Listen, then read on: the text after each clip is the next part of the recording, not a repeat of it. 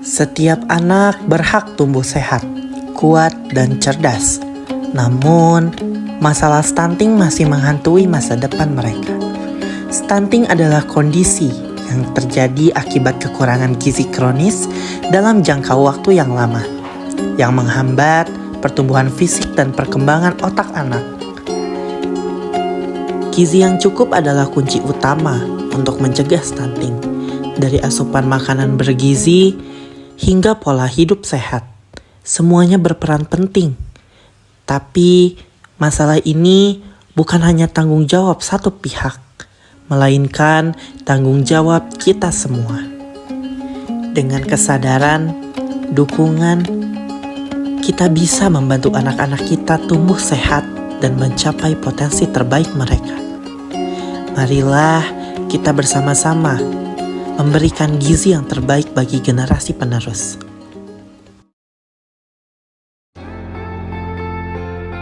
Assalamualaikum warahmatullahi wabarakatuh. Halo semuanya, selamat siang. Saya Naila Rusmayati dari kelompok 6. Hari ini kami berada di Kampung Cibangun Tengah, RT 2 RW 9, Kelurahan Ciharang, Kecamatan Ciberem. Kehadiran kami di desa ini bertujuan untuk mendukung upaya pencegahan kekurangan gizi melalui sosialisasi edukasi serta penyediaan informasi tentang makanan seimbang. Kami berharap dengan kehadiran kami dapat membantu para orang tua dan keluarga memahami pentingnya asupan gizi yang cukup, terutama bagi anak-anak yang berada dalam masa pertumbuhan.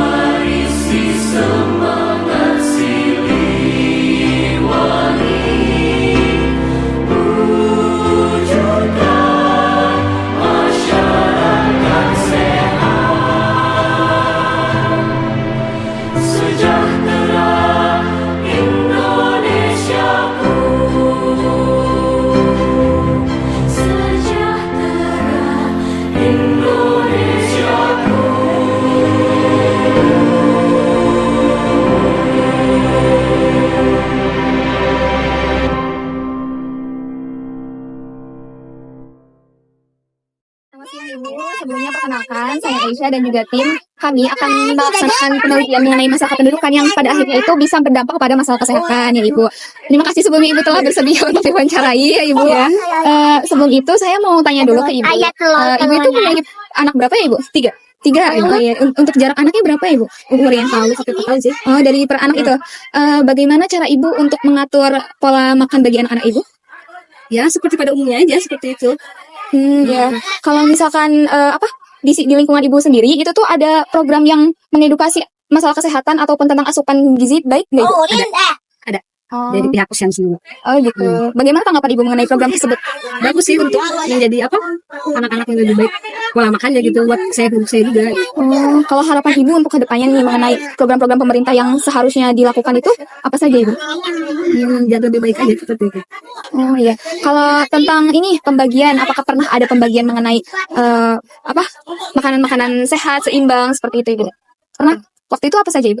Seperti buah-buahan, melon, pepaya, bubur kacang, bubur sukun seperti itu aja. Oh iya. Berarti usia anak Ibu yang pertama ini umur berapa tahun? Berapa kelas 5 SD berarti berapa tahun? 10, 11 tahun paling besar. Kalau boleh tahu Ibu ya, mohon maaf sebelumnya, tinggi dan berat badannya berapa Ibu? Hampir sama saya sih 149. Oh, Ibu tuh sudah baik ya Ibu ya. Iya. Iya, berarti jaraknya 3 sampai 4 tahun ya Ibu untuk Iya. dari anak pertama, kedua, lalu ketiga seperti itu. Oh iya. Dengan mungkin karena karena durasi kelahirannya itu cukup singkat ya Ibu, antara 3 dan 4 tahun, apakah Ibu memiliki masalah mengenai jarak tersebut? Tidak, sebenarnya tidak. Berarti terpenuhi saja ya Ibu mengenai bagaimana Ibu merawatnya, mungkin karena Mas sanggup saja gitu, tidak kerepotan dengan Karena udah kewajiban seorang ibu mungkin. iya mungkin ya. Mungkin itu saja mungkin Ibu. Mungkin terima kasih ya Ibu atas wawancaranya. Sebelumnya perkenalkan nama saya di Kampung ini, saya dari Universitas Siliwangi ya Dek. Prodi Kesehatan Masyarakat. Nah di sini nama Ade siapa? Yang kecil dulu. Kamu namanya siapa? Tehrida. Jahida. Oh kalau A namanya? Hasan. Oh nah di sini kalian kalau di rumah nih makan berapa kali sehari? Kamu makan berapa kali sehari? Dua. Adanya juga sama 2. Iya bagus. Nah, kalian sering makan apa kalau di rumah? Apa nugget kah? Nugget suka? Suka ya? Sosis? Ya. Terus kalau soal jajanan nih, kalian di sekolah? Udah sekolah. Nah, kalau di sekolah suka jajan apa? Makaroni ya, yang pedas itu ya, yang pakai bumbu. Iya. Nah, kalau di rumah nih deh, suka lebih banyak makan buah atau makan kayak makaroni, nugget kayak gitu? Lebih sering yang mana? Iya.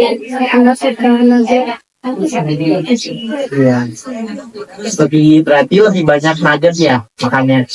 Iya. Oke. Makasih ya, Dek. Bismillahirrahmanirrahim. Assalamualaikum warahmatullahi wabarakatuh. Baik, selamat siang Ibu. Terima kasih sudah bersedia diwawancarai oleh saya dan kelompok kami. Kami di sini sedang meneliti bagaimana faktor kependudukan seperti angka kelahiran tinggi dan faktor ekonomi dapat mempengaruhi kesehatan, terutama pada gizi baik. Nah, bolehkah kami ajukan beberapa pertanyaan? Yang pertama, apakah di sini pernah ditemui kasus kurang gizi pada bayi di wilayah ini? Dan jika iya, seberapa sering terjadi? Pernah pernah tidak ada. Sering paling 1 orang sini. Baik, pertanyaan kedua, apa saja faktor penyebab utama yang mempengaruhi terjadinya kurang gizi di wilayah ini? Faktor ekonomi, kemudian kurangnya pola makan yang itu ya Bu ya, tidak teratur. Bisa. Nah, pengasuh sih tapi yang lebih banyak. Pola Satu setong. sama itu ya. Ya, tapi Ekonomi. Jadi pengasuh, ekonomi sama nutrisi paling tahu. Baik, yang selanjutnya, bagaimana pola makan dan asupan gizi anak-anak di lingkungan ini? Apakah mereka cenderung mendapatkan makanan yang bergizi seimbang? Gizinya baik, tentu Pola makannya sesuai dengan status gizi. kalau yang kurang gizi mungkin sebaliknya. Karena pola makannya, nutrisinya kurang. Itu balik lagi. Jadi tidak seimbang nutrisinya. Baik, yang selanjutnya, apa upaya yang selama ini dilakukan oleh kader di sini dalam pencegahan kurang gizi seperti edukasi atau intervensi gizi? Intervensi memberi PMP bisa bentuk makanan udah dilakukan sih Nek. Alhamdulillah naik ya berat badannya. Selanjutnya izin dilanjutkan oleh saya Ibu pertanyaannya. Pertanyaan selanjutnya, apakah terdapat hambatan yang sering kader di sini hadapi saat melakukan penyuluhan tentang pentingnya gizi pada anak? Enggak sih ya selama ini mah enggak ada nih, ada penghambatan. Pertanyaan selanjutnya, apakah sudah ada program atau bantuan dari pemerintah untuk membantu mengatasi masalah kurang gizi di sini? Harga. Iya. Seperti dari Puskesmas ada Dinsos ada, dokter akhirnya itu dari apa? Basnas ada, dari Basnas ada. Baik, mungkin tidak cukup ya Ibu. Sebelumnya terima kasih sekali lagi atas pekerjaan waktunya diwawancara oleh saya dan kelompok kami. Wassalamualaikum warahmatullahi wabarakatuh.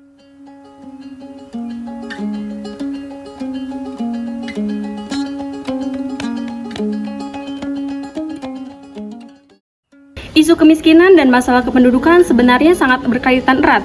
Kependudukan tidak hanya berbicara soal jumlah penduduk, tetapi juga tentang kualitas hidup mereka. Ketika ada sekelompok masyarakat yang hidup dalam kemiskinan, mereka seringkali menghadapi keterbatasan dalam akses terhadap kebutuhan dasar, seperti pangan bergizi, pendidikan, dan pelayanan kesehatan.